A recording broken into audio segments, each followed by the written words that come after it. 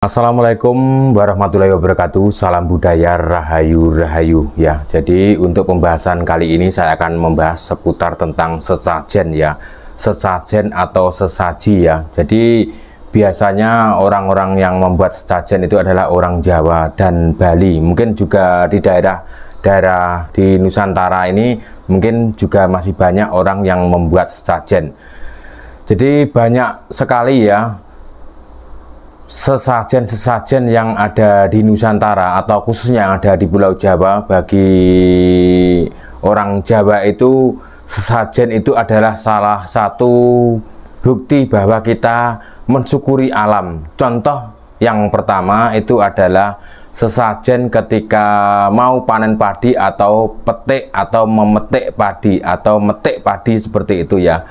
Jadi sejak zaman dahulu sampai sekarang itu orang-orang masih melakukan yang namanya sesaji ketika mau panen padi atau metik padi. Jadi sajen itu isinya ya biasanya ada telur, juga ada bunga, juga ada obor rampi lah. Itu dibuat seperti canang atau takir kecil terbuat dari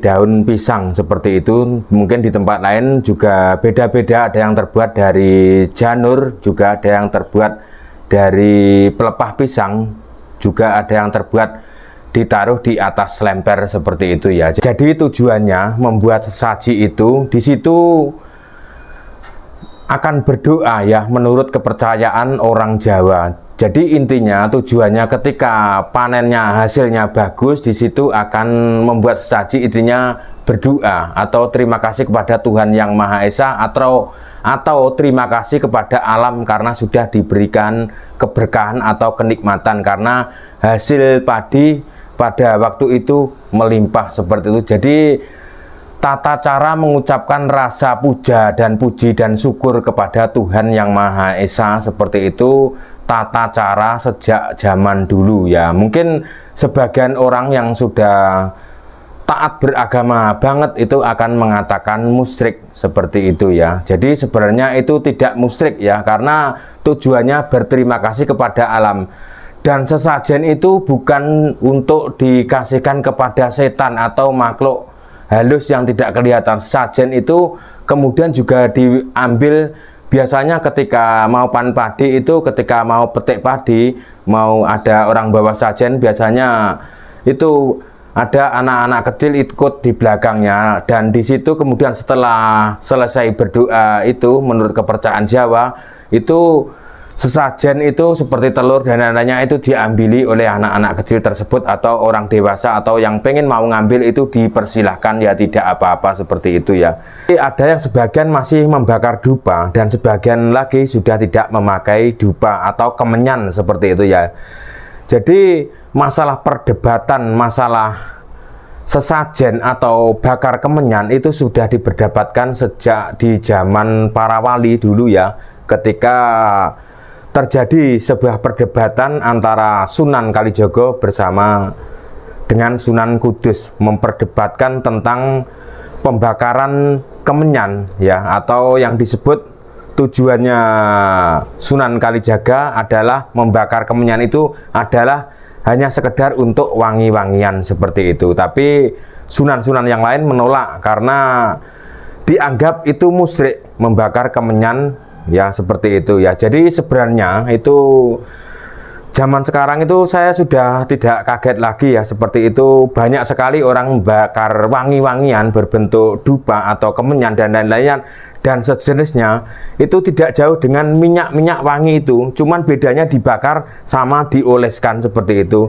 Tapi di Makkah sana ya, di daerah Mekah sana itu, di daerah Arab itu banyak sekali dibakari dupa atau kemenyan atau wangi-wangian itu dibakar seperti itu ya. Itu pendapatnya, terserah pendapat Anda mau menilai seperti apa, dipersilakan. Yang penting sesuai dengan jalur yang benar tatat budaya ketimuran seperti itu. Jadi yang namanya sesajen itu maunya orang-orang tertentu atau orang-orang yang taat beragama maunya dilarang atau dianggap orang yang membakar dupa atau membuat sesajen itu adalah orang-orang musyrik. Jadi saya akan menceritakan ya, di Jawa itu tidak pernah hilang Jawanya ya. Kenapa saya berani bilang gitu? Karena walaupun di zaman sekarang itu atau di zaman modern sekarang ini banyak sekali orang yang membuat sesaji. Contoh ya, ketika kita mau mengadakan hajatan, di situ juga banyak sekali obor rampi sesajen itu selalu dibuat. Jadi tujuannya apa ya? Saya akan ceritakan. Biasanya kalau di tempat pernikahan ya, di tempat pernikahan atau hajatan orang menikah di Jawa ya, itu akan banyak sekali sesajen. Contohnya yang pertama di daerah tempat-tempat orang masak, orang bagian masak nasi, orang bagian masak jangan atau sayur. Kalau sekarang itu juga ada lagi ditambahi di bagian tempat sound system ya. Jadi isinya apa, saya akan ceritakan isinya, jangan biar tidak gagal paham ya. Isinya di situ ada kelapa, ada rokok, ada pisang, ada jajanan pasar, seperti itu ya. Itu juga rokok, jajanan pasar, pisang itu juga sebenarnya juga dikasihkan ke para tukang-tukang tersebut atau orang yang bertugas di daerah dapur tersebut ya. Jadi tujuannya itu juga nguri-nguri budaya Jawi ya, menguri-nguri budaya Jawa supaya tidak hilang Jawanya seperti itu. Itu adalah salah satu bentuk nguri-nguri budaya Jawi. Jadi sesajen itu tidak dikasihkan ke makhluk halus ya. Itu juga rasa bentuk syukur kepada tetangga, kepada alam yang telah menjaga kita selama ini, seperti itu ya. Itu juga salah satu bentuk rasa syukur ya. Dan nanti pisangnya juga dimakan oleh para pekerja, seperti itu. Jadi banyak sekali sesajen-sesajen yang ada di Jawa itu dan juga di Pulau Bali itu mungkin hampir sama ya. Tujuannya pasti hampir sama. Jadi di Jawa itu masih setiap ada kegiatan acara seperti itu masih memakai sesajen. Memang jarang terliput oleh media karena jadi para media-media sekarang itu tidak mau menyorot ke bagian-bagian yang itu ya. Mungkin karena kepercayaan, saya juga menyadari ya seperti itu. Tujuannya itu adalah untuk mengucapkan rasa syukur ya kepada Tuhan Yang Maha Esa. Dengan caranya itu, dengan media itu, dan juga dengan cara warisan leluhur budaya Nusantara sejak dulu yang tidak pernah ditinggalkan di Pulau Jawa. Jadi kalau ada orang yang mengatakan wong Jawa ilang Jawane, itu saya bener-bener saya bantah. Mohon maaf sekali lagi saya bantah, karena orang Jawa tidak pernah meninggalkan tradisi Jawa ya. Contoh lagi, seperti ketika ada orang meninggal ya, pasti di situ akan diadakan selamatan atau kenduri, seperti itu ya. Mungkin bagi yang punya kepercayaan tertentu atau sudah taat beragama banget atau sudah mendarah daging seperti itu, mungkin sudah dianggap tidak sesuai dengan ajaran-ajaran agama seperti agama Islam, seperti itu. Contohnya saya sebut aja ya, memang seperti itu kenyataannya. Jadi agama Islam itu melarang orang-orang melakukan seperti itu, selamatan kenduri sampai 7 hari, 40, 100 hari sampai 1000 hari, seperti itu dilarang. Tapi bagi masyarakat Islam itu, untuk organisasi Nahdlatul Ulama atau disingkat NU seperti itu, masih melakukan seperti itu kenduri ya, seperti itu kenduri. Jadi pasti yang namanya kenduri itu sejak dulu perdebatan masalah kenduri di tempat-tempat orang meninggal itu tidak akan selesai ya. Jadi kalau dibahas itu tidak akan pernah selesai, tidak ada habisnya, saling bantah dan saling membenarkan, seperti itu ya. Seperti itu, tidak, kalau sudah seperti itu tidak usah diperdebatkan ya. Biarkan seperti orang-orang NU, Nahdlatul Ulama, atau seperti orang Islam yang Islam kejawen seperti itu, biarkan hidup dengan caranya sendiri ya, tidak usah diganggu ya. Biarkan, karena Dengan begitu merasa aman. Kalau dipaksakan genduri itu dihilangkan, itu sudah merasa tidak nyaman, ya seperti itu. Biarkan seperti itu, tidak usah dipaksakan atau dihilangkan. Itu juga salah satu bentuk nguri-nguri budaya Jawi yang adiluhung yang ada di Pulau Jawa khususnya, dan juga di Nusantara, ya seperti itu. Jadi para warga ketika diundang genduri atau selamatan itu di situ dimintai bantuan untuk mendoakan para leluhur seperti itu, kemudian di situ dikasih makan dan lain-lainnya.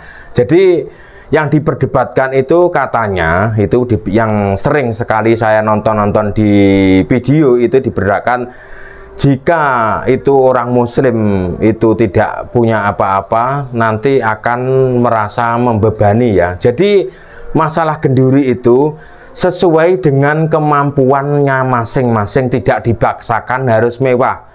Jikapun adanya cuman air putih juga tidak apa-apa, seperti itu, ya. Karena juga para tetangga ketika ada orang meninggal itu, kalau di Jawa ya, itu akan para ibu-ibu itu akan berbondong-bondong membawa bahan makanan mentah. Contohnya yang pertama beras.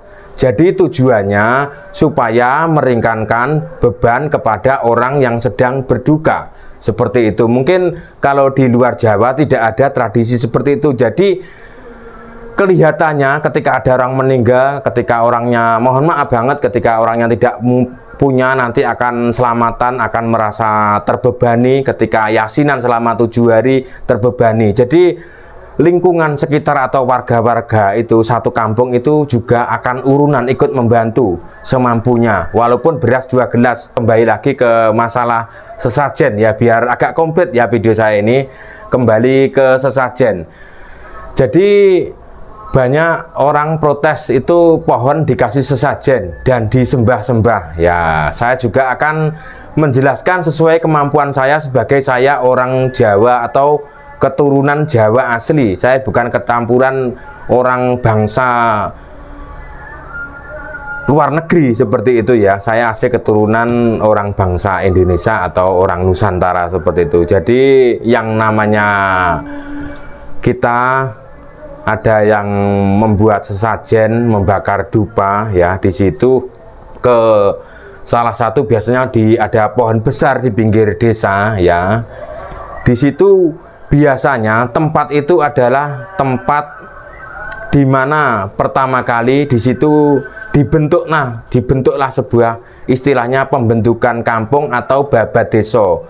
Jadi di situ kirim doa kepada leluhur kita yang dulu yang membabat desa tersebut atau membuat perkampungan desa itu ada, itu karena ada orang-orang zaman dulu, ya. Itu yang pertama.